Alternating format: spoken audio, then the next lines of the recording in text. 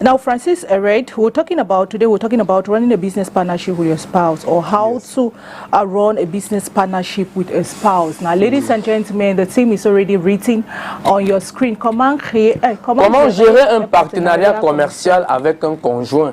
C'est délicat, hein, monsieur. So this is a moment where all the couple, you need to pay attentive, like you need to be very attentive on today's show. Make sure you call her. The number is already on your screen. You can call, you can send a text, or rather you can even call through WhatsApp as well. But before calling on WhatsApp, please put enough megabyte. Oh, it's very important for your call to be very smooth. Put enough megabyte. Francis is here to answer all your questions, your worries, or in fact, if you want to contribute as well, we are good to go. Now, the first thing I want to ask Francis ERET, we didn't even greet you at first. Good morning again. Good morning, Francis. You're welcome. Good morning, Francis. Good morning, Calvino. I am happy to see you this morning. Oh, wow. Je suis fâché. I'm impressed. Quand je me fâche, je parle l'anglais. Yes. Voilà. Alors, ça donne bien de t'énerver régulièrement. Voilà. Que tu puisses parler anglais. Calvino is very good in English, eh? His English, his level of it has changed completely. I'm impressed, though. Thanks to your presence. I think I'm still behind. I also need to learn French. I need to be fluent in French. Francis, the first thing I want to ask you is, because if you want to start up a business, or now we're talking about business, and not everybody is good in business. Now, before you want to come up, like maybe running a business with your spouse, what are those attitude or those attitude in your spouse, be it your husband or your wife, that you need to consider first before engaging in any form of business with he or she? Good. First of all, make sure that your spouse is emotionally stable. Okay. That's one prerequisite. If the spouse is not emotionally stable, then it's going to be very difficult to do business together. Because doing business has a lot to do with being able to separate things. Separate your marital life from your business life. Take commitments in the business arena without it affecting your marital life or your family life. First thing. Second thing to take into account is the spouse must be competent. In other words, being the spouse of a business person does not qualify you to run business with the person. You may be the spouse of a business person, but without having the necessary skills to do business. So, if the spouse is not emotionally stable and does not have the skills or the competence, please leave them out of the venture. Otherwise, you're looking for trouble, which you will not be able to solve, and which can even in the long run sink your business. We have a lot of examples out there of businesses that closed because one of the spouses was not competent and made the worst decisions. Wow. Monsieur, vraiment, le thème me plaît beaucoup. Hein. Comment gérer un partenariat commercial avec un conjoint? Je me souviens, il y a un monsieur au quartier qui aimait bien dire que ne mettez pas les affaires de centre quand elles sont dans le business. Donc, du coup, ça m'amène à vous poser la question, est-ce qu'on doit comprendre ici que gérer une affaire commerciale à une personne lambda et avec un conjoint, est-ce que c'est la même chose et est-ce que c'est pas la même chose, déjà d'emblée? Que ce soit avec une personne lambda, que ce soit avec un conjoint. Est-ce que c'est déjà la même chose? Non. Les techniques? Non. C'est forcément différent. Dans la mesure où les parties impliquées dans un partenariat commercial qui sont d'abord des conjoints ont des choses en commun. Voilà. D'accord? Ont des choses en commun. Voilà. Ça fait donc que la relation sera particulière. C'est-à-dire que la relation sera particulière dans la mesure où les deux conjoints ont d'abord leur relation maritale, ont d'abord une relation conjugale.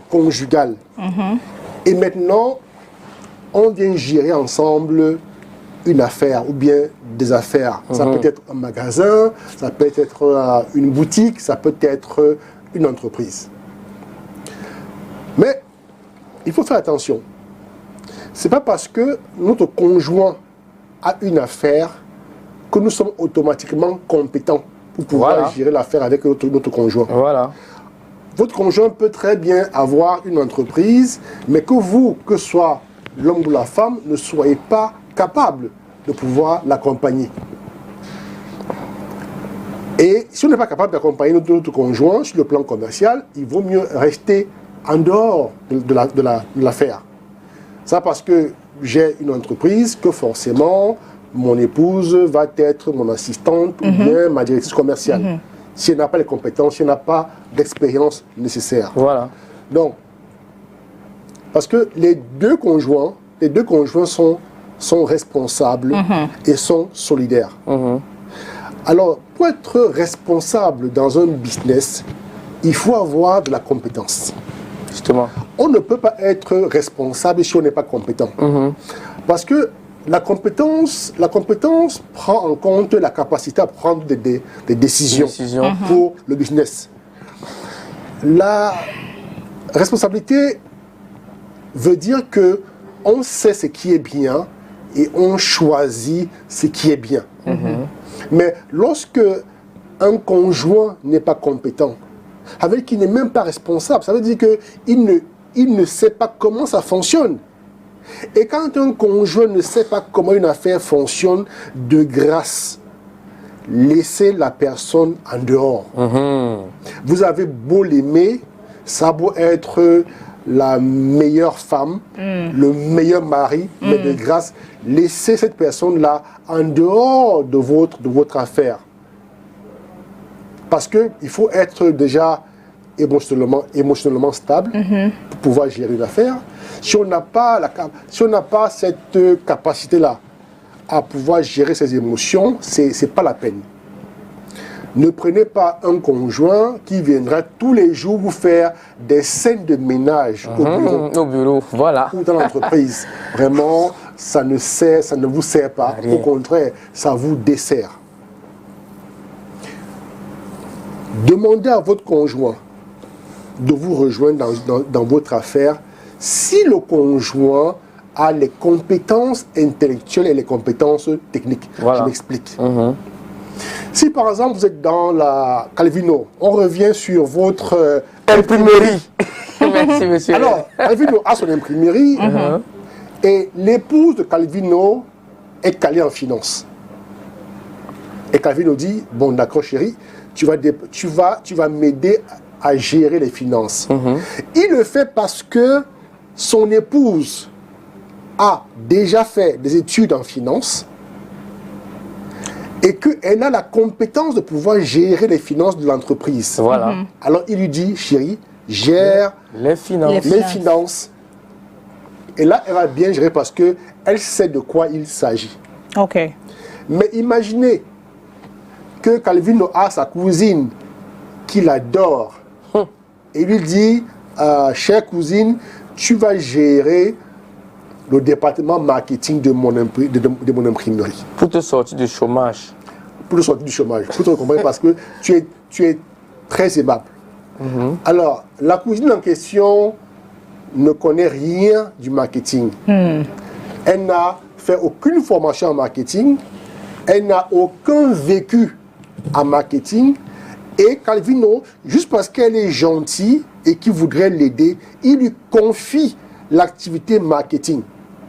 Vous convenez avec moi qu'elle prendra les pires décisions. Bon, maintenant, imaginez donc que ce soit l'épouse de Calvino qui n'a aucune compétence en finance, mais parce qu'elle dit que l'argent de son mari ne doit pas se perdre ou ne doit pas être dispersé dans les poches des étrangers, alors elle s'empare du poste de responsable financier. Vous convenez avec moi que pour tenir les finances d'une entreprise, il faut avoir des connaissances en comptabilité et des connaissances en finance. Mais puisqu'elle n'a aucune connaissance en comptabilité et en finance, comment va-t-elle gérer? Voilà. Comment va-t-elle faire la passation d'écriture? Comment va-t-elle travailler sur le budget de l'entreprise? Alors, puisqu'elle ne sait rien de tout ça, elle va faire des erreurs tous les jours. Automatiquement. Et parce qu'elle fait des erreurs, la société va en souffrir. Alors, bien qu'elle soit l'épouse de Calvino, Calvino devrait avoir la sagesse de dire, chérie, je t'aime, mais tu ne peux pas travailler avec moi. Voilà. But Francis, let me ask a question. What if, right, you open up a business with your man, your man or your wife, you understand? Now, does it necessarily mean you need to own a position even if you don't have the competence or competencies? It depends. Okay. You may be a shareholder. You may be a shareholder, which means that you have brought capital. You have brought money into the business, and now you prefer maybe to supervise from the background. There are people who have the skills, people who do the job, and you work in the background. You're not involved in the operations of the business. Right? Yeah. That's one way. But there are a lot of spouses who believe that because their husband or wife runs a business, they have to be part of it. But you cannot be part of it just because you are the spouse. To be part of it, you must have the skills and the experience. Imagine that you run a school, you own a school that you run, and your spouse is neither a teacher, nor an accountant, nor a marketing person. I mean, there's no job within the school that she can handle. Why do you hire her? She either stays at home or does something else, or look for a job. But people feel like being obliged to hire the spouse, and this creates a lot of problems. When we go to companies to support, to help, let's say small companies, one of the problems that we usually face is the presence of the spouse without any skills or any experience, and sometimes they hold key positions. Now, you cannot hold a key position and overnight become competent. You need to go to school, get the training. If you're interested in marketing, go and do marketing. If you're interested in finance, go and learn finance. If you're interested in logistics, whatever you may be interested in, go and learn it. Get a diploma, then come and work. Okay. But you can't just stay and feel that because I'm the spouse, I'm qualified. You see? So that's something to take into account. Okay. And we tell that to entrepreneurs every day. Bring in your spouse because she has the skills, not just because she's your spouse. I know an entrepreneur who runs a school. He has a school. And he's a founder, and his wife happens to be the head teacher. But she's so qualified. Because before opening the school, his wife was already a head teacher somewhere else. Okay. So when the husband opened the school, it was normal for her to come and join. So it's important, make sure that your spouse comes in because he or she has the skills. The skills, okay. Or is competent enough. Now, another thing is maybe before coming in, or maybe before these couples coming in doing a business together. Now, what are those tools that can help them align their goals and also maybe their individual aspirations as well? A business is an idea. A business has goals. Now, for two people, say spouses, to work for the same business, they need to align. If we are going north with the business, both spouses must agree to go north. If we are going south with the business, let both of them agree. One partner cannot be dreaming of going south while the other one is dreaming of going north. It will not work. They will clash. One. And then number two, both spouses need to develop the vision together. Because if they have to work together, they need to develop the business idea together. And so they should know where they are heading to. Because sometimes people clash because of not being able to align strategically. The wife wants to diversify, and the husband thinks that it's not time to diversify. And then they start fighting. And when two spouses begin to fight in the business, it's the best recipe for chaos. Because they will definitely damage the business. The business, that's true. So what I would like to stress is that once one spouse is qualified, then embark onto the business. And then make sure that you separate your roles. For instance, it's not because you are the boss's wife that you should be at the same time the accountant, the financial officer, the marketing officer, and the logistic officer. No. You are the spouse of the founder. Good and fine.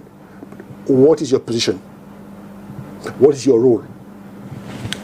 Because if the husband supervises and the wife comes again and supervises, then there are two supervisors, and at the end of the day, employees may be challenged as to who they should be accountable to. Okay. So make sure that you give your spouse, you define her role. And once her role has been defined, she needs to abide by this role. In other words, if your spouse is the financial officer, let her work as financial officer and not as a marketing officer. Voilà. Because if she has to work as financial officer and then she overlaps to also act as marketing officer, then the company will be in trouble. And this is the mistake that a lot of spouses make. That is, they have a position, but they so overlap that at the end of the day, you don't know where they belong. And this is a problem. Because when people are discussing logistics, the husband or the wife would want to have the final word. When they're discussing marketing, so at the end of the day, the spouse becomes a jack of all trades and belongs nowhere. So working with a spouse is very delicate. And if the spouse cannot listen, if the spouse cannot respect the rules of the company, then he or she does not belong there. Fancy, when you talk about those roles, right? Yes. Now, how do they balance? Now, what are the strategies they need to use in order to balance maybe their personal and professional role? Yes. Okay. You are in a meeting. You are in a meeting with your staff, and your spouse is part of the meeting room. And then you say something, and you, as the general manager, people owe you respect, right? But your spouse does not agree with what you're saying, and then she forgets that you are the general manager and that you cannot be interrupted as if you were just discussing something at home. You see? And so she just comes up and then interrupts you in the middle of a meeting in front of everybody. You see, this is not professional. Okay. So the spouse should address the other spouse with all due respect. And even if the husband or the wife who is in high position is making a mistake, there are ways of calling the person's attention. So, due respect. When it comes to salary, in a normal company, every position is aligned with a specific salary and benefits.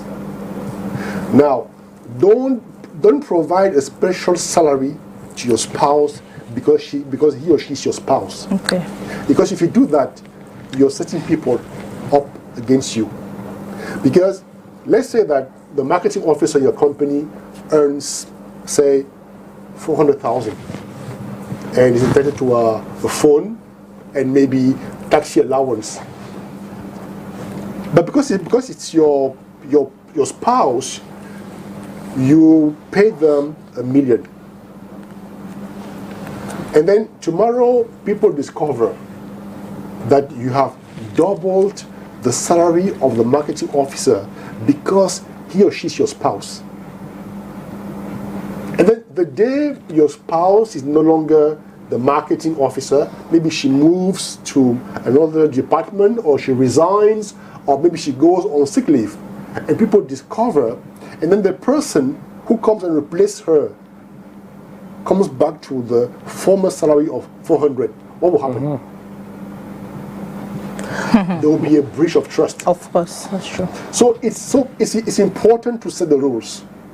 Whether it's your spouse or not in a position, set the rules. Because some of the problems that we encounter with small companies where spouses work together is that there are no rules for the spouses. So there are rules for everybody, excluding both spouses. It doesn't work that way. If your personal assistant happens to be your wife, pay her the salary that you'd have paid to anybody Any other else. person. Now, at home, between you and wife, you can compensate her the way you want. You can give her bonus, pocket money, presents, whatsoever. But avoid setting rules that you cannot abide by.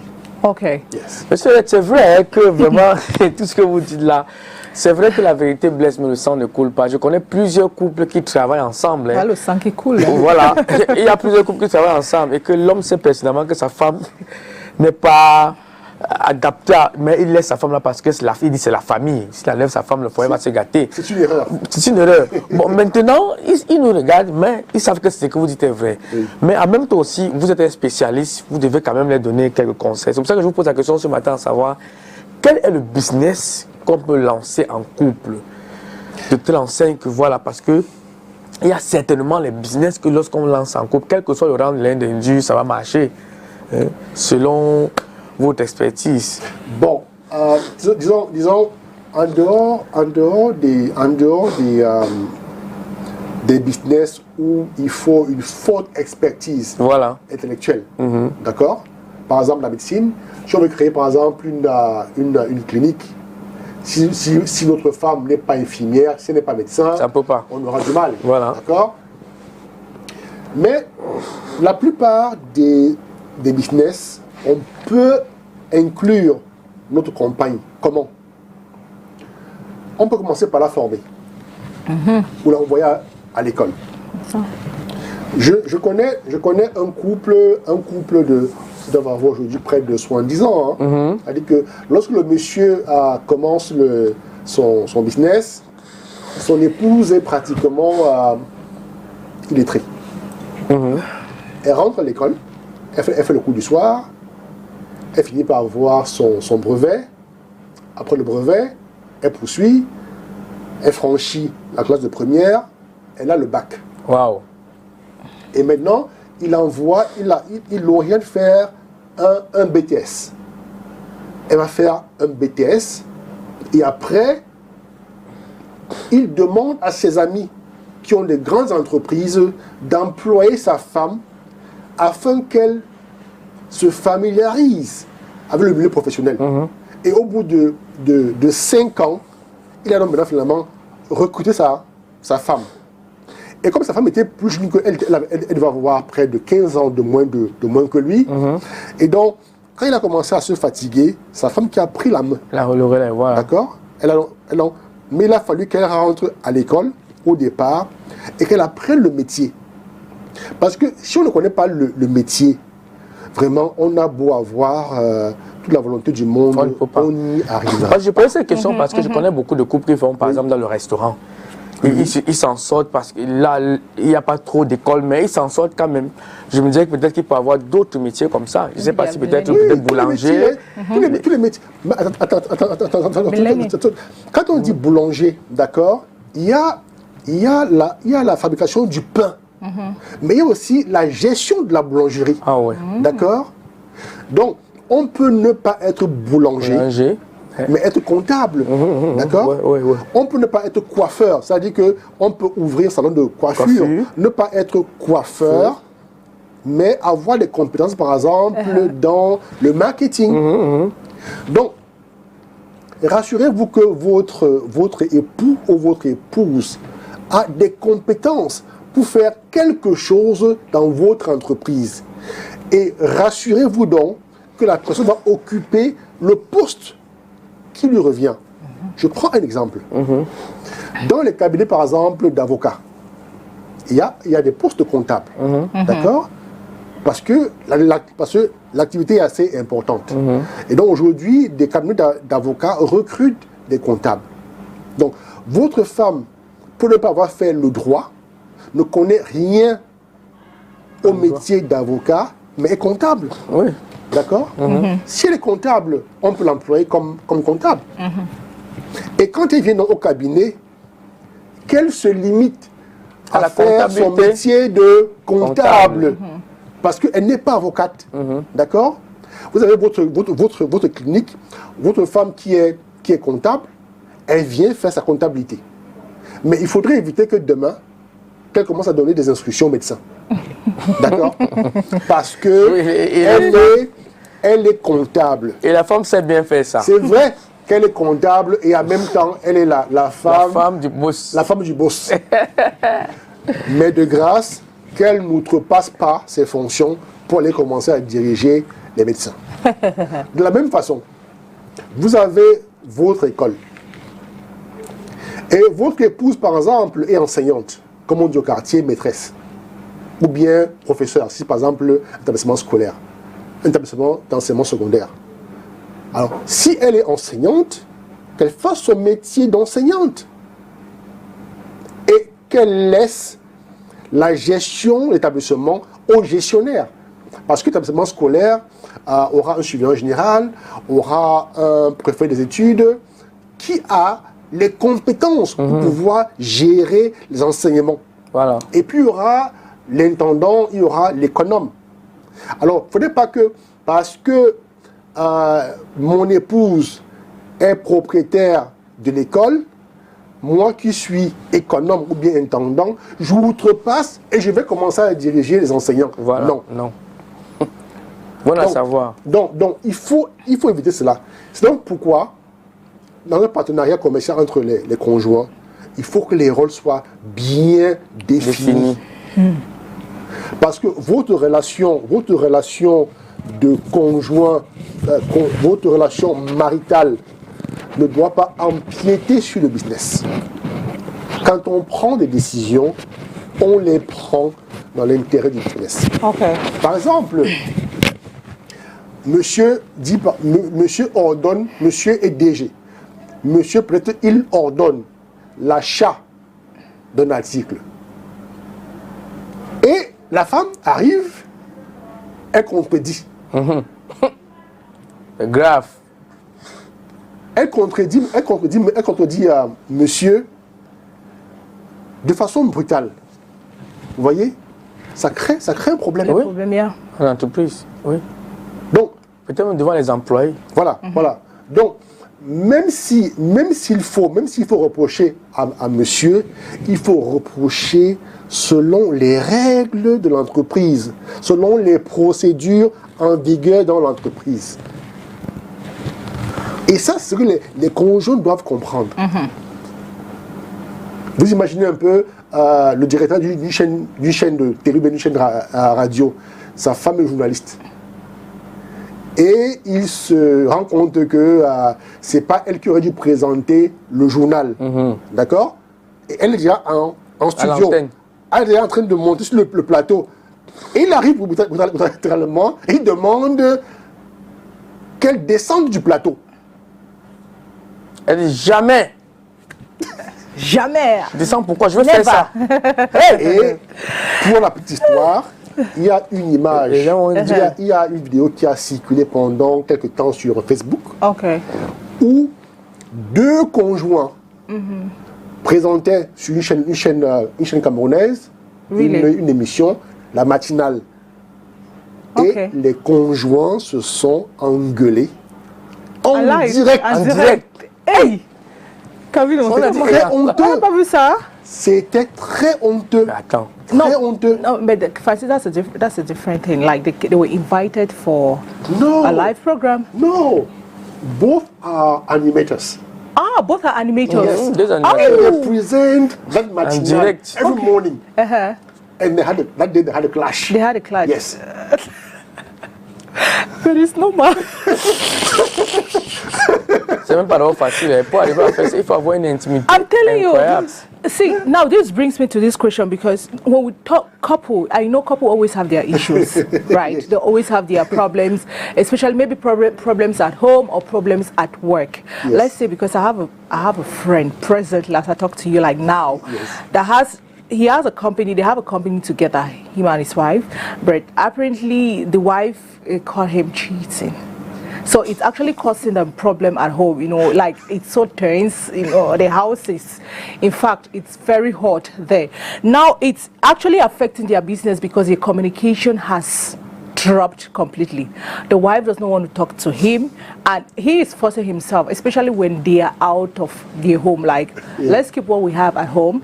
When we are in our business place, we need to make as if nothing has happened. But you know us women now, there is no way we'll have to, you know, pretend as if nothing has happened. We'll bring everything from the house to our job site. Now, Francis, now, how can these couples maintain effective communication despite their marital issues? And also, how can, what are they supposed to do in order not to let their issues, their personal problem affect their business? That's why it's important, and I said it at the very beginning, that people should be emotionally stable to embark into this kind of venture. Because if you're not emotionally stable, you'll find it very difficult to separate, you know, your marital life from your business life. All the more when your spouse is involved in both your marital life and your business life. So it's important. And then they should always remember that the business, the company, should be above all other interests. And so any behavior that may determine the business, but that may undermine the business, is not welcome. So they should always behave in a way that their emotions do not undermine the business. One. And then number two, they always have to make sure that they have someone to go to when they're in crisis, or when the crisis is likely to affect both departments. That is the home and the business. They may have a mentor. They may have what do you call them? A mentor or advisor, you know, counselors, somebody that they can look up to for advice. Yes. Now, this person will have the words. This person will have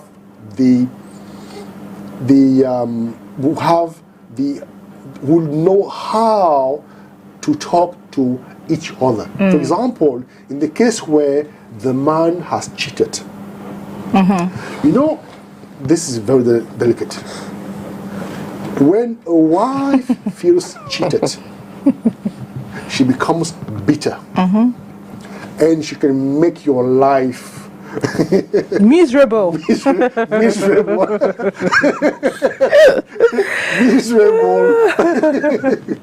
So it's always best. It's always best. Know yourself. And if you know that you cannot control, you know, some of your emotions, some of your behaviors, please don't get into business with your partner.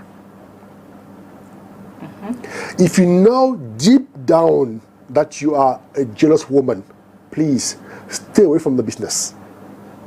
Because there are employees who, without even dating your husband, will do their best to make you jealous.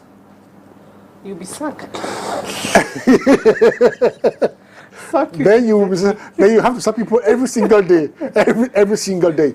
So know yourself and know your limits. Now, you the man, if you know that you are the womanizing type, make sure you don't womanize within your company. And if you cannot control it, better keep your wife aside. Aside, yes. Because no reasonable woman wants to see her husband womanizing within the company. No woman wants to see that. That's true. Monsieur, We'll come back to oui, Vox Pop. oui, It il y a is, Vox Pop, okay. Level 46. Now, Francis ERET, we're going to take the point of view of locals in the Comme de la rue. In the city of Yaoundé, based on our topic today, comment gérer un partenariat commercial avec un Conjoint. conjoint. Thierry on Yaoundé, Vox Pop.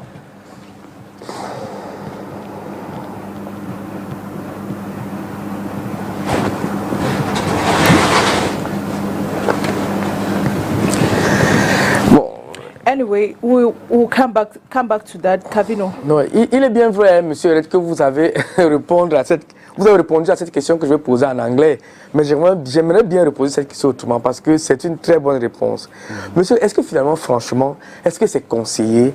Est-ce que c'est vraiment aisé vraiment d'avoir un partenariat commercial avec un conjoint? Parce que tout à l'heure, vous avez raconté l'histoire avec, dans un bureau, une femme qui part présenter le journal, son mari est boss.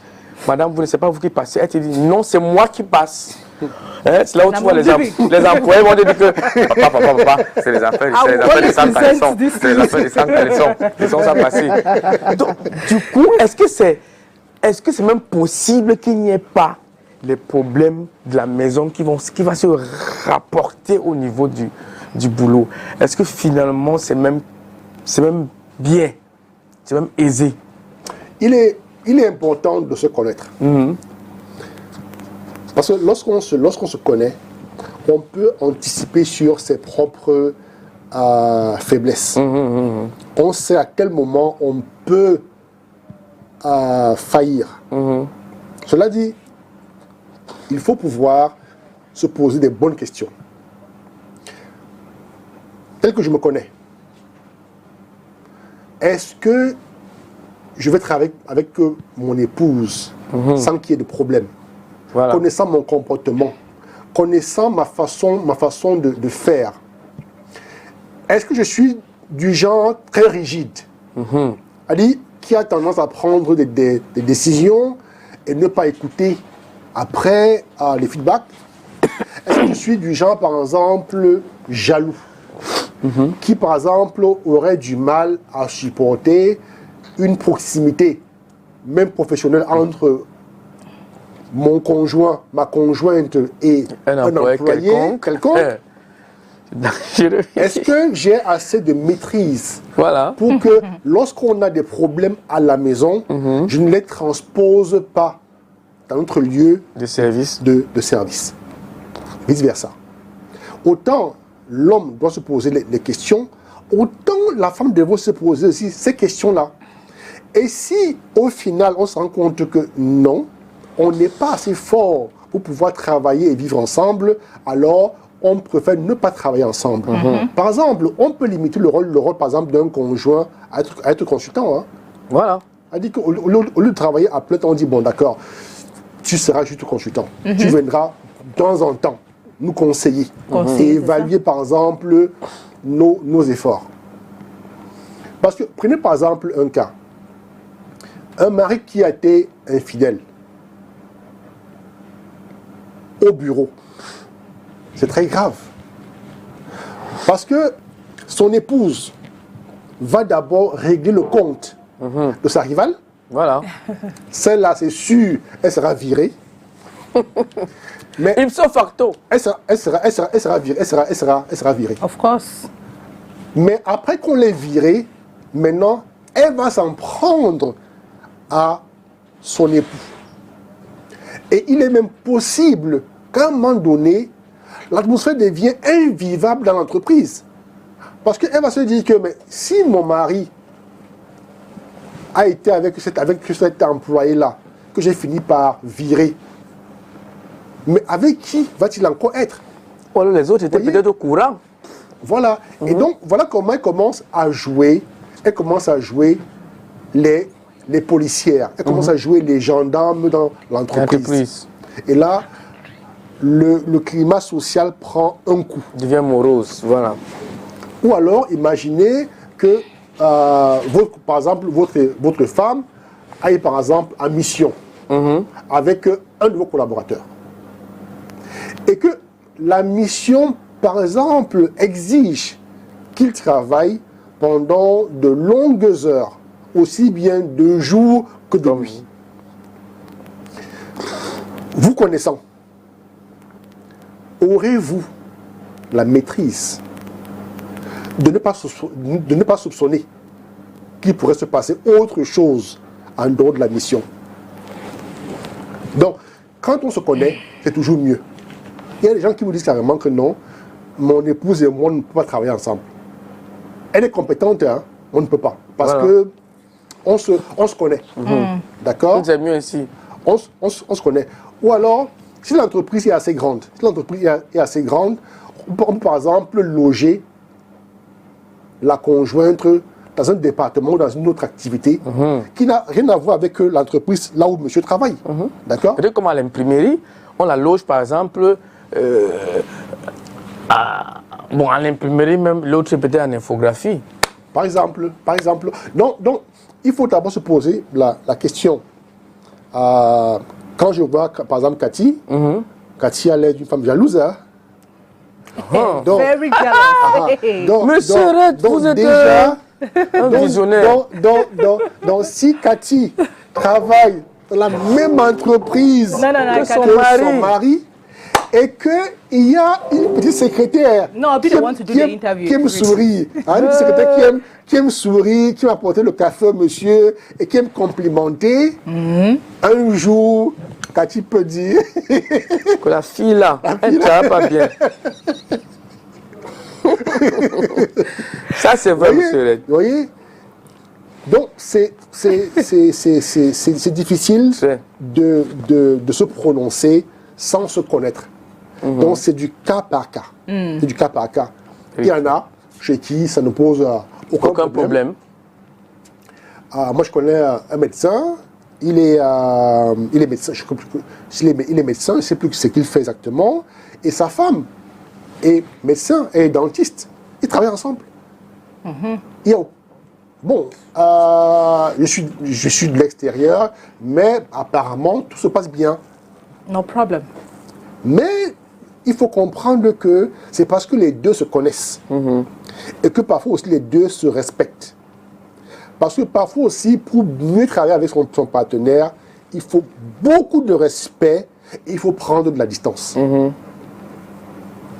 Votre mari salue une collègue, ils se font un bisou. Ne regardez pas. Non, mais ça dépend. It depends on the kind of Hey, Francis. Well, could be a friendly. You should not even smile. Why should you walk and make to my husband? Why? Like an employee, why should you? Can you imagine that your husband cannot even greet or smile? No, you can smile, but at least you should have, there should be a level, like, there should be a limit. Like, don't just open your teeth, because if you open, like, if you smile, I understand that there is something happening. And what if she compliments him, maybe on his dress or his performance? It's okay for me to say, boss, you look good. It's okay. Yes. So, but it depends now on the compliment. Hey, Francis. Ouais, Calvino, c'est compliqué, hein, c'est compliqué. Oui, mais c'est compliqué. Comme vous avez si bien dit, il y a aussi des couples que ça passe un peu. Oui. Bon, pour ces couples-là que ça passe un peu, comment faire vraiment pour renforcer?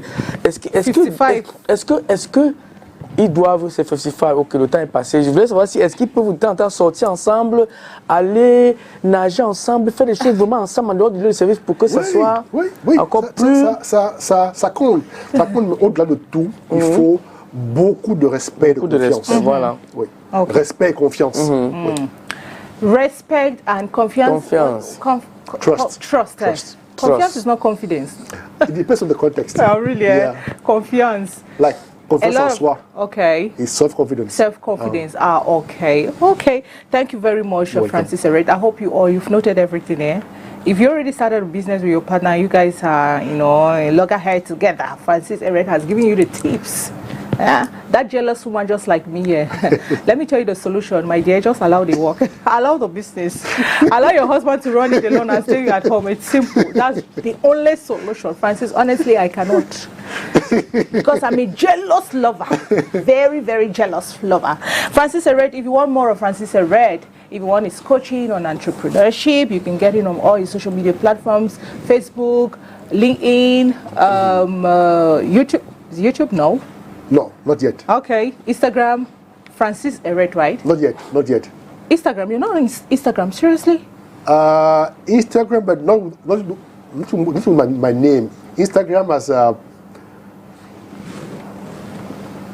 it's one of my daughters who set up the Instagram Okay. account. Francis ERET is more active. He is more active on Facebook. Facebook, yeah. Facebook, send him a message or work message, please. Nobody should come and chat Francis ERET. Please.